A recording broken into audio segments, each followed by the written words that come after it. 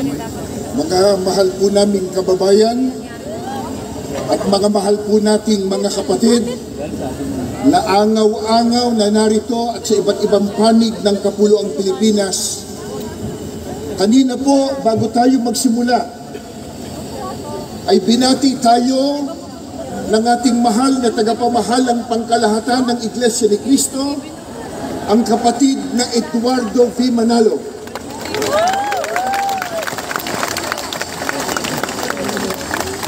Bayaan niyong tayo naman ang bumati sa kanya ngayon. Sabihin po natin, magandang araw po ka Eduardo. Magandang araw po ka Eduardo. Isa pa. Magandang araw po ka Eduardo. Mga mahal po naming kababayan at mga kapatid, sa inyo man po, magandang hapon sa inyong lahat. Maraming salamat po sa inyong pagdalo at pakikiisa sa isang dakila at makasaysayang aktibidad na ito. Narito tayo ngayon mula po sa iba't ibang sektor ng lipunan, iba't ibang reliyon, iba't ibang samahan at sangay ng pamahalaan upang isagawa po ang ganitong mapayapang pagkilos. Gaya po ng ating tema, pambansang rally para sa kapayapaan. Isigaw po natin ang kapayapaan. Kapayapaan! Kapayapaan! Kapayapaan! Kapayapaan! Maliwanag po sa atin na isang aral ng Diyos na nakasulat po sa Biblia na dapat tayong magpasakop sa kapangyarihan o pamahalaan ng bayan na yan po ang katangian at sinusunod ng mga kaalid sa Iglesia ni Cristo.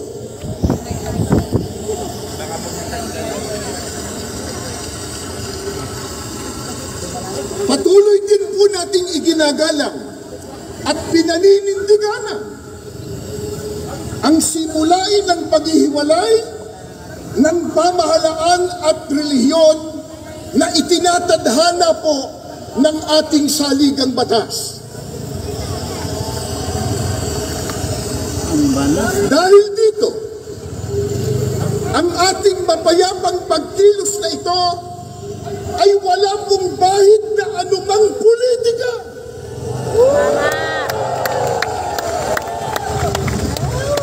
Ni hindi po tayo nanghihimasok sa mga pinuno ng ating bayan sa pag-uugit nila ng pamahalaan. Hindi po natin nais makialam sa pagpapatakbo ng pamahalaan ng ating bansa. Ano po ang nais ng maraming kababayan po natin at ng angaw-angaw na kaalid sa Iglesia ni Cristo narito ngayon? Ang nais po natin, ang maliit na tinig na ngayon ay pinagsasama-sama natin sa ating rally, mapakinggan naman ng pamahalaan.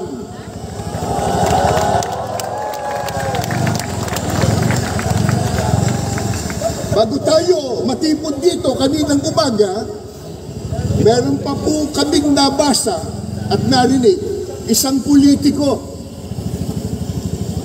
nakalulungkot bago pa sumikat, laos na.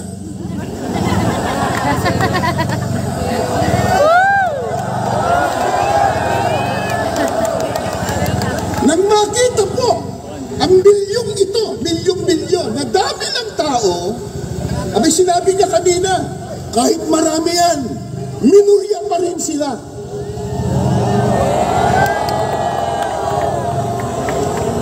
Sino ba nagsabi sa kanya na tayo ang mayorya? Pero, sa dami natin ngayon, at sa lakas ng tinig ng mga mamamayang Pilipino, parang tayo na ang nasa mayorya.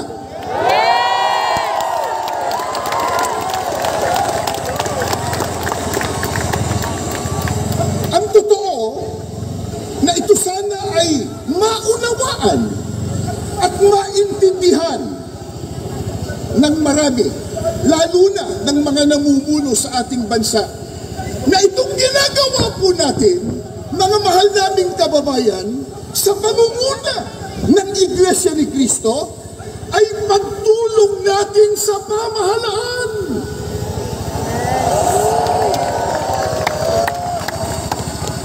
Tumutulong tayo sa kanila na kanilang makita, na kanilang madama ang tunay na damdamin ng taong bayan na naglukluk sa kanila.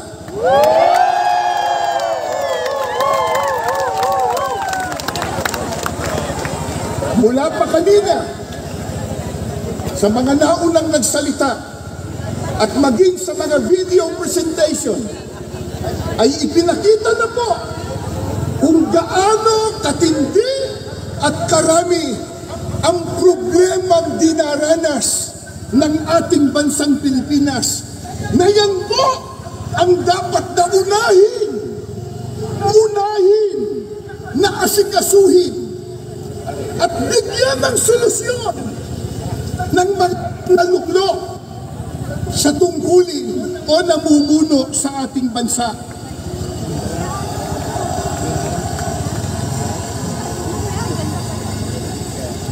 Nakalulungkot ang inuuna ng iba sa kanila, yung mga nagbubunga ng awayan, nagbubunga ng hidwaan,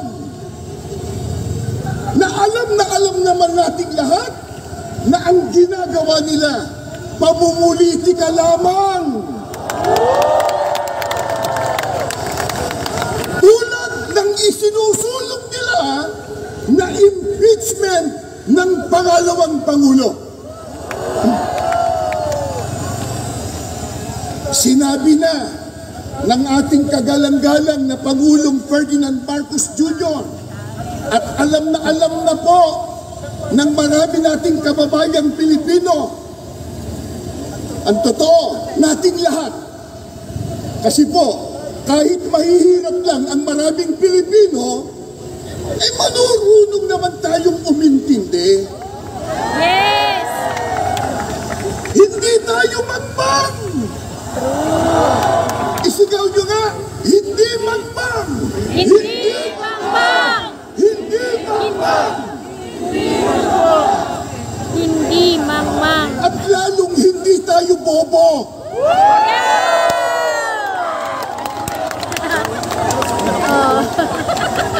Hindi bobo! Hindi baba!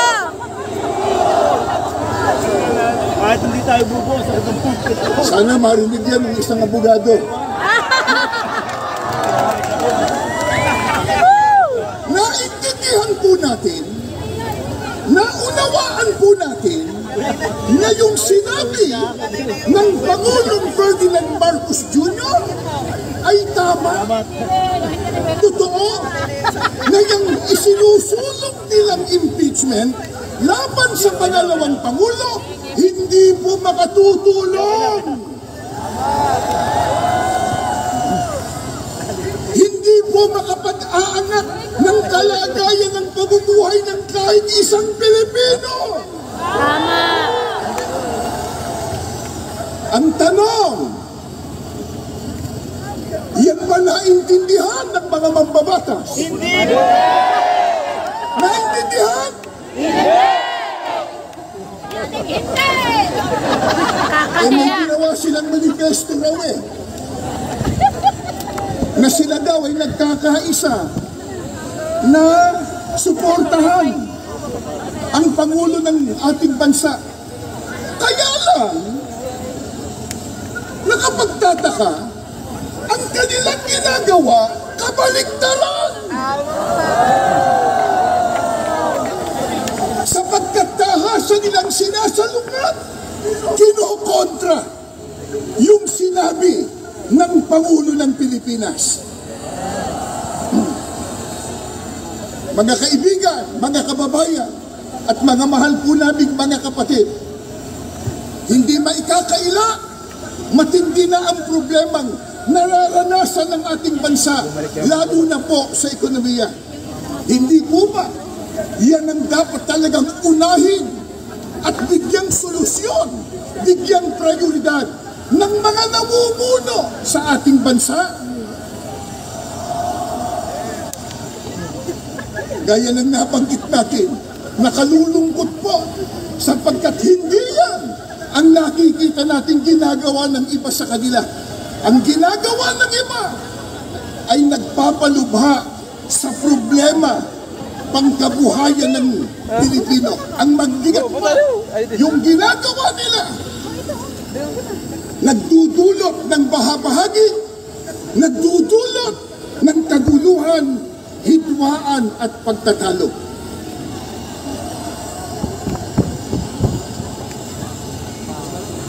Alam po ng lahat, marami ang naghihikahos. Marami ang walang trabaho. Hindi pwedeng ikailaya. Nasa estadistika po yan. Isang araw lang, kahapon, di ho ba? Inilabas sa isang survey na 63% sa mga Pilipino ang nagsasabi na sila ay mahirap ang pamumuhay. Yan pong estadistika na yan. First, una, sa mahabang panahon, 63% nagsasabi, mga Pilipino, na sila po ay napakahirap ang buhay. Marami po ang salat na salat sa mga pangunahing pangangailangan. Pagkatapos, nakalulungkot pa, hindi matapos-tapos ang mga kalamidad sa ating bansa.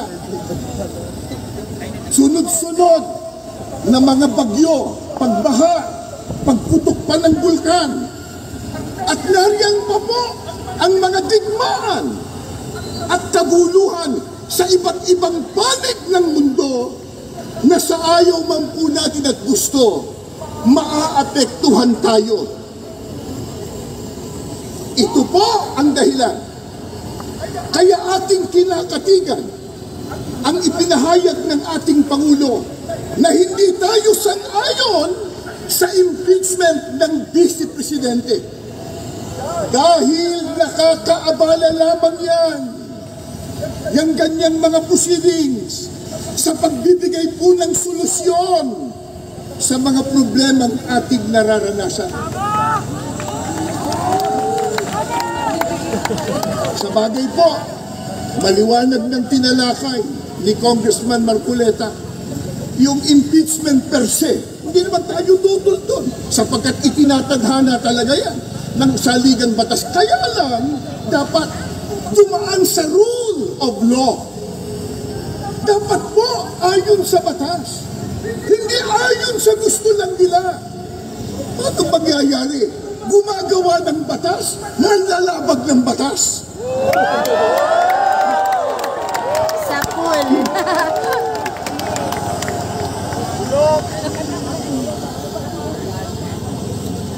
Kaya, ang ating panawagan sa mga mahal po nating leader sa ating bansa, gaya ng nakasulat sa inyong mga placards at inyo pong isinisigaw, mga kapatid at mga kababayan, unahin po natin ang tao, hindi ang kapakanan ng partido.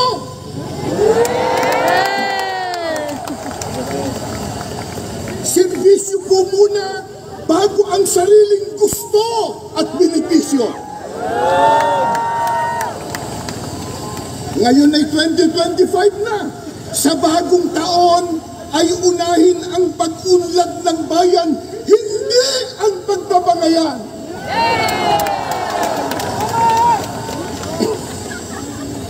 Ano ang pinakamimithi at hinahangad ng bawat isang mamamayang Pilipino, ng bawat isang narito? Kaya tayo nagpakapagod. Nagpuya. Nagutom ang iba. Gumasta kayo ng salapi. Gumugol kayo ng panahon. Katakot-takot ang inyong sakripisyo. Bakit? Ano po ba ang pinakahahangad po nating matamo? At paano yun matatamo? Tuturuan tayo. Hindi ng politiko, kundi ng Diyos sa pamamagitan ng kanyang salita na nakasulat sa Biblia.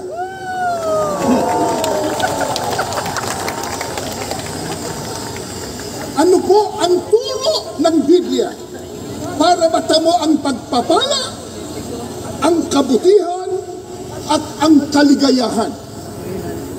Pakinggan nyo, bubuklat po ako ng banal na kasulatan. Sa aklat po ng Mangawit, 133, 1 at 3. Masdan ninyo na pagkabuti at pagkaligaya sa mga magkakapatid na magsitahang magkakasama sa pagkakaisa. Saan daw po? Gayaan niya ng hamog sa Hermon na tumutulo sa mga bundok ng Sion, sapagkat doon pinarating ng Panginoon ang pagpapala sa makatwidbagay, ang buhay na magpakailanman. Ano po ang turo ng Biblia para makamit po natin ang pagpapala, ang kabutihan at kaligayahan?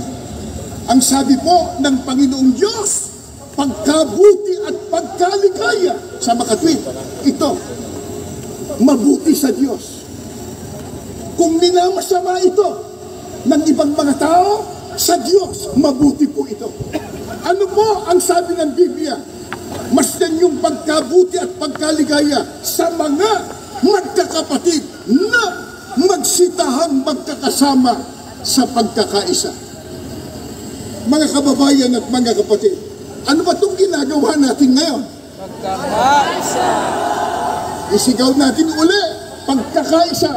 Pagkakaisa. Pagkakaisa. Pagkakaisa.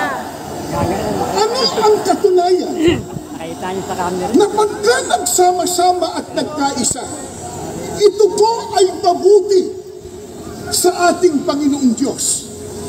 Sapagkat ang sabi pa ng Biblia, doon ipinarating ng Panginoon ang pagpapala. Pagpapalain. Kailan? Pagka nagkaisa. Paano ka pagpapalain kung watak-watak?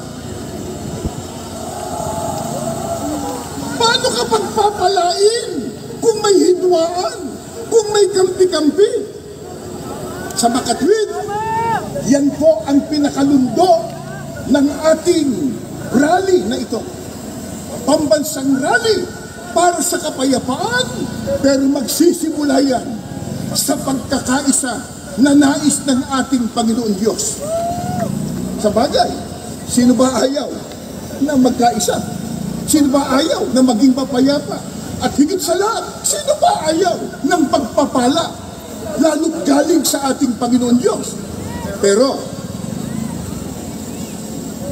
paano natin magagawa yun? Magkakaiba tayo ng lingwahe. Meron tayo ditong mga kapatid. Nakikita ko po Maynila, Rizal, Laguna, San Pablo, iba't ibang dako. Magkakaiba tayo ng lingwahe at dialekto. Magkakaiba ng partido. Magkakaiba pa ng relihiyon at interes. Paano po magagawa yung pagkakaisa? Hindi po mahirap. Itinuro din ng Panginoong Diyos. Nakasulat din po sa Biblia, sa Colosas 3:14. Ito po, higit sa lahat, taglayin ninyo ang pagmamahalan na siyang nagbubuklod sa ganap na pagkakaisa. Paano po mabubuklod sa pagkakaisa? Kailangan pala ang pagmamahalan. Bagamat may kani-kanya tayong opinyon sa isang partikular na issue, iba't ibang kalagayan ng ating buhay o interes, pero kung ito ng pagmamahalan sa isa't isa, lalo't pagmamahal sa ating bansa, tayong lahat mabubuklod sa pagkakaisa.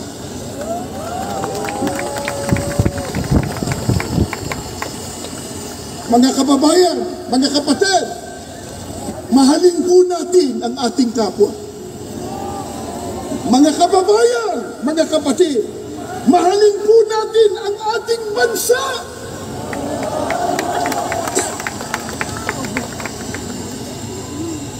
Hindi ang pera. Tama. Hindi ang kapakanan pansarili. Sa makatwid, para sa ating bansa, pagyamanin po natin ang pagkakaisa udyok ng pagmamahalan at pagmamalasakit. Mga kababayan, iisa lang po ang ating bansa, ang ating bansang Pilipinas. Walang ibang magmamalasakit dito, kundi tayo na mga Pilipino.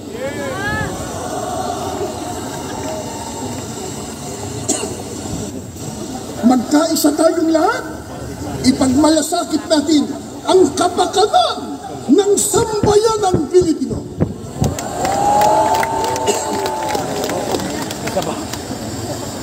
Bukod po sa kasaganaan at pagpapala na dulot ng sama-samang pagkakaisa, alam po ba nyo kung gaano pa kahalaga na tayo ay magkasama-sama sa pagkakaisa?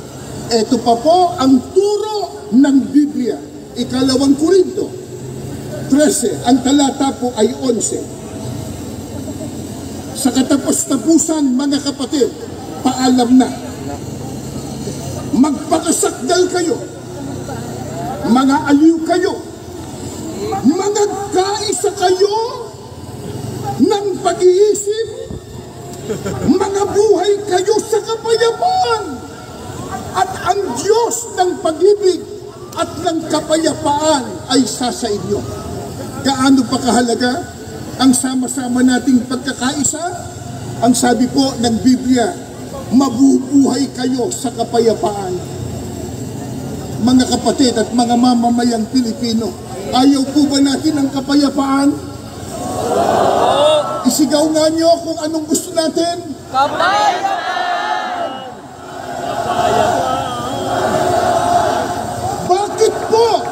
Bakit po natin natitiyak?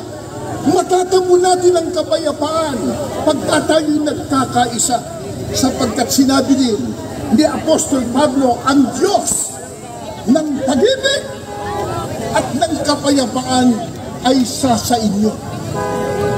Sasamahan ng Diyos pag nagkakaisa. Sasamahan po ng Panginoong Diyos yung sama-sama na nagkakaisa para sa mabuting layunin. Paano kung watak-watak? Paano kung hindi magkasundo? Paano kung kampi-kampi? Ayon sa Biblia, sa Diyos ba yun? Malaki yan, malaki. Tama kayo, pero babasahin ko sa Biblia. Ganito po ang nakasulat. Santiago 3:14 hanggang 16. Ito po. Ngunit, kung kayo'y mayroong mapapait na paninibugho, pagkakampi-kampi sa inyong puso, huwag niyong ipagmamuri at huwag magsinungaling laban sa katotohanan. Hindi ito ang karunungan bumababa mula sa itaas, kundi ang nauupo sa lupa sa laman, sa Diablo.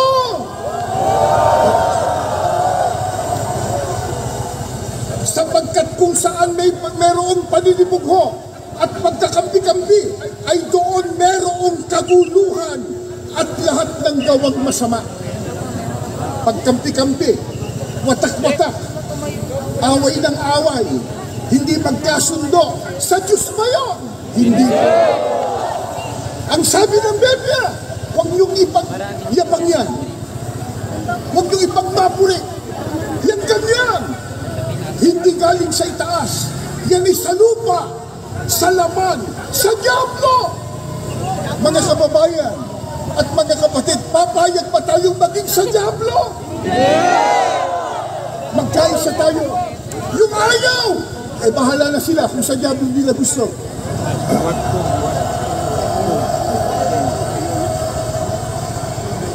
Ano ang sabi pa ni Apostol Santiago?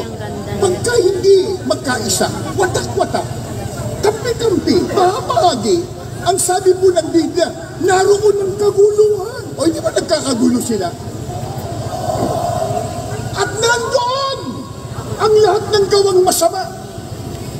Masama ang magagawa nila pagka hindi sila nagkaisa. Totoo naman yun. Dahil lang nabanggit ko sa inyo kanina. Anong sama ang nangyari?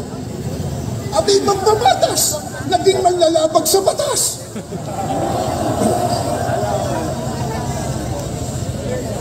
At merong sinabi ang Panginoong Kristo, pagka ang isang gobyerno o kaya isang kaharian nagkawatak-watak, hindi magkaisa, ano ending niya? Ano ibubunga niya? Ito po, pag binasa po natin ang nakasulat sa Lucas 11:17, ang sabi ni Kristo, ang bawat kahariang nagkakabahabahagi laban sa kanyang sarili ay magkakawatak-watak. Masisira, babagsak, mga mamamayang Pilipino. Papayag po ba tayong ang ating bansa'y bumagsak? Mahalin po natin ang ating bansa. Mga mahal po natin mga kababayan at mga kapatid. Baka sabihin nyo, paano yan? Wala na po, nakaupo. Nagkaroon na. May nadaan daw. May nadaan po. Ano gagawin na? Tayo na lang po. Nagkaroon na ng bahagi. Nagtalo-talo na na. Away-away na. May pagkakataon bang malunasan na yung unity ay naging disunity? Wala na! Meron pa kaya pagkakataon? Ngayong nagkabahabahagi, nagdulot ng kaguluhan, malunasan. Paano mo maaayos ang sitwasyon ngayon? Biblia po ang sasagot. Nagtatanong lang tayo. Ito po ang pahayag ng banal na kasulatan. Ito po ay naganap sa panahon ng Panginoong Jesucristo sa Juan 8:3 hanggang 11. Subaybayan po ninyo. At dinala sa kanya ng mga eskriba at ng mga parisiyo ang isang babaeng nahuli sa panangalo niya. Yung mga eskriba po at parisiyo ay yung mga taong pantas sa kautusan ni Moises sa batas. Hindi ko naman sinabing mambabatas. Ano? Hindi ang sabi sa kasaysayan na yung mga scribes, mga parisiyo, mga pantas sa kautusan at batas sa panahon ni Moises. Itutuloy ko po. Isang babaeng nahuli sa pangangalo niya at nang mailagay siya sa gitna, sinabi nila sa kanya, Guro, nahuli ang babaeng ito sa kasalukuyan ng pangangalo niya. Ito sabi ng mga eskriba at parisiyo. Tinanong si Kristo, ano pa ang kanilang igini? Ito po, sa kautusan nga ay ipinag-utos sa abi ni Moises na patuhin ang mga ganyan. Batas daw po noon sa panahon ni Moises. Yung nahuli sa akto ng pangangalan niya, convicted ang parusa, batuhin.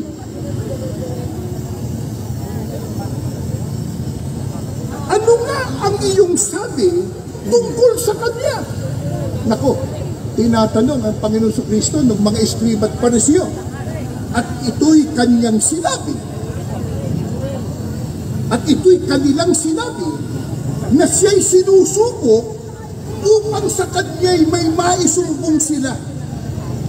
Ang nakalulungkot po pala nito, itong mga Eskriba at Pariseo, tinatanong si Kristo hindi para malaman kung ano katotohanan. Masama motibo. Tinutokso si Kristo para makakuha ng pwedeng ibang sumbong sa kanya. Maaring sa pamahalaan noon o kaya sa pamahalaan ng relihiyon ng nakararami noon. Sa mga tuwid, masama layunin. Ano po ang ginawa ng Panginoon Kristo? Datapot yumuko si Jesus at sumulat ng kanyang daliri sa lupa. Datapot ng sila'y nagpatuloy ng pagtatanong sa kanya. Ayaw tumigil ng mga Eskriba at Pariseo. Kinukulit ang Panginoon Kristo. Ano masasabi mo dyan? Ito batas sa kautusan ni Moises nahuli yan sa kasalanan. At sa kanya sinabi, ito po sabi ng Panginoon Kristo, datapot ng sila'y nagpatuloy ng pagtatanong sa kanya, ay umunat siya. At sa kanila'y sinabi, ang walang kasalanan sa inyo ay siyang unang bumato sa kanya. At muli siyang yumuko at sumulat ng kanyang daliri sa lupa. At sila, nang ito'y kanilang marinig nila yon, nagsialis na isa-isa. Napahiya.